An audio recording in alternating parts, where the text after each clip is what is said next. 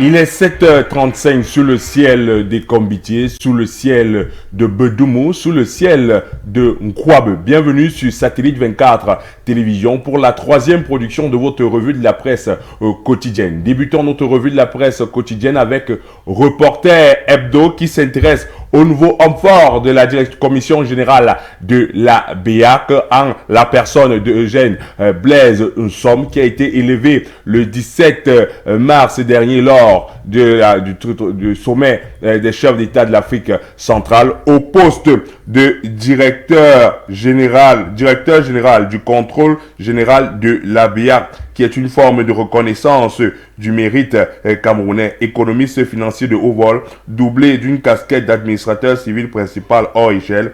Monsieur Blaise Eugène Nsom, un Yenoutan, BCG, bon chic, bon grand, a été plébiscité par le président de la République le 17 mars 2023 au précieux poste de directeur général du contrôle supérieur de la BEAC. L'ancien patron de la BEAC nationale, avec cette nouvelle nomination, opère en quelque sorte un saut qualitatif en montant d'un cran au-dessus de la direction du prestigieux, sensible et très délicat poste de l'Institut sous-régional. Décryptage et présentation de cette nouvelle homme fort de la BEAC, c'est en lire en page 3 de Reporter Hebdo. Poursuivons avec la presse Le Quotidien qui s'intéresse à la sécurité sociale vers la hausse des pensions vieillesse au Cameroun. C'est la titraille du quotidien ce matin. La Caisse nationale de prévoyance sociale dit travailler pour augmenter le plafond des pensions retraite de 409 000 actuellement à 1 million de francs CFA, soit une hausse de 145%. Cette ambition a été dévoilée le 30 mars dernier par Noël Alain Olivier Monkulu Mvondo Akame, directeur général de ce fonds de pension à capitaux publics. C'est en lire dans les pages du quotidien ce matin. Le quotidien s'intéresse à la nomination du sénateur Leke Besogo à Kefor Philippe. L'UPC dit merci au président Paul Biya. C'est en lire dans les pages de le quotidien ce matin. Le quotidien revient sur les enjeux de la troisième législature qui est entrée en session ordinaire hier mardi aux alentours de 15h30 minutes. Poursuivons notre revue de la presse avec la nouvelle expression qui s'intéresse au Sénat et titre Le mandat des 100 sénateurs validé. C'est la titrade de la nouvelle expression. Ce matin, la session ordinaire de plein droit a lieu ce jour au sein de l'institution. Au menu de cette session qui se sont réunis, la troisième qui était hier mardi, après la proclamation des résultats, la validation des mandats des nouveaux sénateurs. C'est en lire dans les pages de la nouvelle expression ce matin. Nouvelle expression revient sur mairie de Yaoundé, 4 situations salariales des agents communaux revisitées. Nous apprend la nouvelle expression. Poursuivons avec My Hospital qui revient sur le décès d'un bébé à la clinique Le Jourdain. Madaouda Malachi insuit l'ouverture d'une enquête administrative. C'est ce qui ressort de la visite surprise du ministre de la Santé publique effectuée dans cette formation sanitaire le 10 avril 2023, soit 7 jours après le décès controversé d'un bébé. C'est en lire en page 3 de My Hospital. My Hospital s'intéresse au centre hospitalier de Campo. Le maire lance le recrutement du personnel de santé. L'objectif de Sa Majesté Robert Olivier Ipoupa est d'améliorer les conditions de vie et de bien-être des populations de la circonscription de commandement. C'est en lire en page 2 de My Hospital. Poursuivons avec le quotidien Réalité Plus. Le quotidien Réalité Plus qui s'intéresse division générale de la police judiciaire du centre. Le commissaire divisionnaire Emmanuel Moïse et ses éléments interpellent le vrai assassin de 6 personnes à Nanga et Boko. Mahaman Lawal, gérant d'une boutique à Nanga et Boko, a été capturé par les policiers le 7 avril 2023, couché à l'hôpital après son forfait, prétextant qu'il a été victime d'un accident de circulation. Selon la police, il est passé aux aveux, reconnaissant avoir égorgé les 6 personnes la nuit du 5 du 5 au 6 avril à Nangay Boko. Tout connaître de cette arrestation et de cette interpellation, c'est en lire en page 2 et 3 de Réalité Plus. Réalité Plus s'intéresse au congrès de l'association pour le développement du Mbam. Rien n'arrêtera l'émergence du Grand Mbam. C'est en lire dans les pages de Réalité Plus ce matin. On s'intéresse au quotidien Éco-Santé, lancement on s'intéresse à Éco-Santé qui s'intéresse au lancement de la couverture santé universelle. Voici le jour, dit longtemps annoncé dans notre pays, et après plusieurs renvois, la phase 1 de la couverture santé universelle va effectivement démarrer ce 12 avril 2023. La cérémonie relative sera présidée aujourd'hui même à 10 h dans la localité de Mangju, région de l'Est, par le ministre de la Santé publique, le docteur Madaouda Malachi. Toutes les autorités de la dite région et les populations sont d'ores et déjà mobilisées pour que la cérémonie, la couverture santé universelle connaisse un succès historique. C'est en lire en page 4 de Éco-Santé. Éco-Santé s'intéresse aux produits cosmétiques. Le Minsanté publie une liste de 328 produits dangereux. Malgré cela, les produits qui figurent sur la dite liste rendue publique par le ministre de la Santé publique, le docteur Madaouda Malachi, depuis le 30 mars, sont toujours présents sur le marché. C'est en lire en page 4 de Éco-Santé. On s'intéresse à l'hebdomadaire, Action qui s'intéresse à la 3e législature du Sénat et titre de nouvelles perspectives. C'est la titraille que nous propose Action ce matin. Les 100 sénateurs qui sont officiellement entrés en fonction hier 11 avril auront pour principale mission de légiférer et surtout de veiller une accélération de la décentralisation en vue du développement des territoires. C'est en ligne dans les pages 3, 7 à 10 de Action ce matin. On s'intéresse toujours à Action Yaoundé premier des dons pour la communauté musulmane. C'est en lire en page 15 de Action ce matin. On s'intéresse à Flèche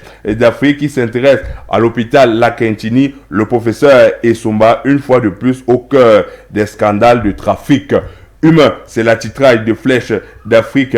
Il y a quelques mois, à se protéger du docteur Madaouda Malachi, ministre de la Santé publique, était encore à la tête de l'hôpital de district de Tergal, avait été accusé de trafic d'organes sur un corps qui avait été admis à la morgue de l'hôpital. Cela n'a pas été empêché le ministre de la Santé publique de le nommer quelques jours plus tard comme directeur de l'hôpital La Quintini. Spécialiste dans ce type de scandale, la semaine dernière, les populations ont eu droit à une autre, la perte d'un bébé au sein de cette institution dont il a la charge. Comment peut-on continuer à garder un irresponsable, incapable de bien ternir les institutions sanitaires dont il a la charge? Nous apprend Flèche d'Afrique. Entre trafic d'organes, vol de bébés, maltraitance du personnel, mépris des usagers, doit-on attendre un énième scandale pour se rendre compte qu'il n'est pas digne de confiance? Nous apprend la Flèche d'Afrique. C'est en lire tout ce décryptage sur le professeur Essomba. C'est la titraille de Flèche d'Afrique ce matin. Poursuivons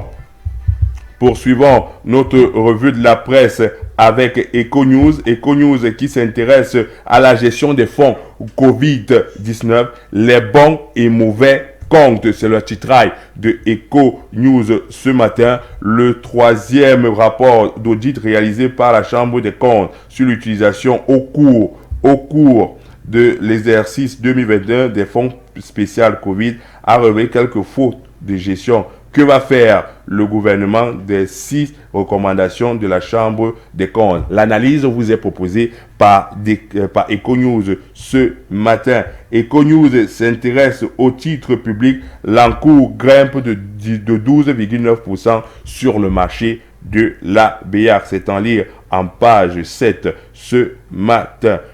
Et c'est Aubin Moussa, président de l'Association des fonds d'entretien routier africains. C'est en lire en page 3 de Eco-News ce matin.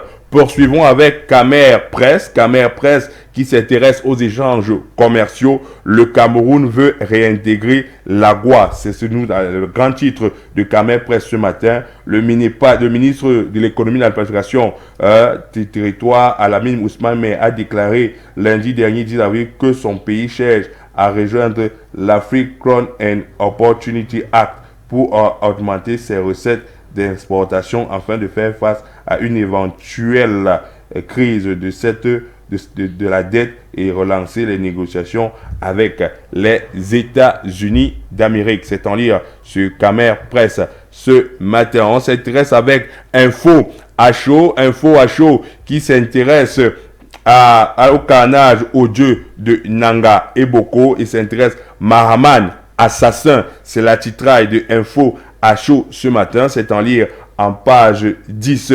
Info à chaud s'intéresse aux obsèques de l'honorable Ndongo et Somba. L'allée qui est unie se mobilise. C'est en lire en page 8 et 9 de Info à chaud ce matin. Poursuivons notre revue de la presse avec le quotidien Mutation qui s'intéresse au Sénat. Pondor au SG, c'est la titraille que nous propose le quotidien Mutation. Rangé par la maladie, le secrétaire général de la Chambre haute du Parlement est mis en congé de longue durée sans préjudice sur sa rémunération et ses avantages. Portrait d'un privilège du régime BIA, c'est en lire en page 7 du quotidien Mutation ce matin. Mutation s'intéresse à la barbarie de Nanga et Boko, le bal des suspects. Nous apprend le quotidien Mutation. Une énième interpellation a été effectuée ces derniers jours et Mutation revient sur ce bal des suspects sur cette affaire. Environnement, que cherche Greenpeace au Cameroun? Grande interrogation et grand focus que vous propose le quotidien Mutation. On s'intéresse à la presse gouvernementale.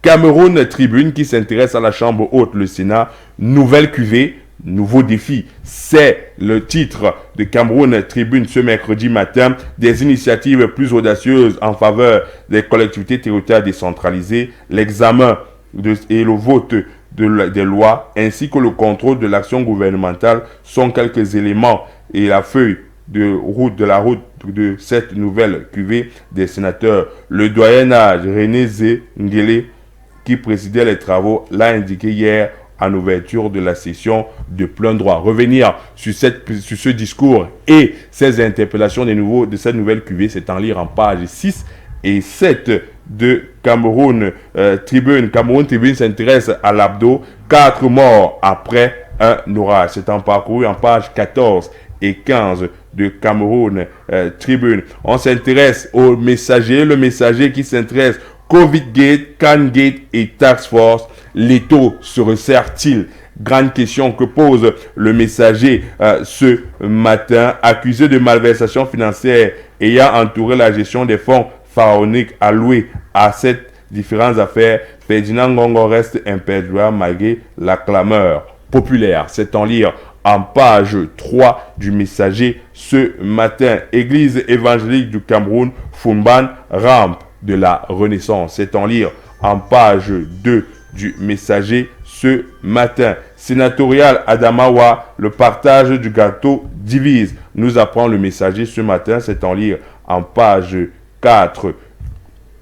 Poursuivons avec l'œil du Sahel qui s'intéresse à l'arrondissement de Toupuro et le Haut Commissariat des réfugiés abandonne 45 250 réfugiés. Nous apprend l'œil du Sahel ce matin. C'est en lire en page 3. Ngaoundéré rideau sur le festival Lonoudji. C'est en lire en page 12. Ramadan 2023, le jeûne des malades. C'est en lire dans l'œil du Sahel en page 6. Poursuivons avec la voix des jeunes qui s'intéressent au financement des PME, petites et moyennes entreprises. La First Bank en leader à l'encours de crédit accordé aux agents économiques par Africa First Bank a dépassé la barre de 1000 milliards au 31 décembre 2022. L'information a été rendue publique mercredi 5 avril au Hilton Hotel à Yaoundé à l'occasion de la 4e édition de son Business Network Forum baptisé le mercredi de la PME, organisé sous le thème Filière bois, comment booster la transformation locale. C'est en lire en pages 6 et 7 de la Voix des jeunes. On s'intéresse au quotidien émergence service public.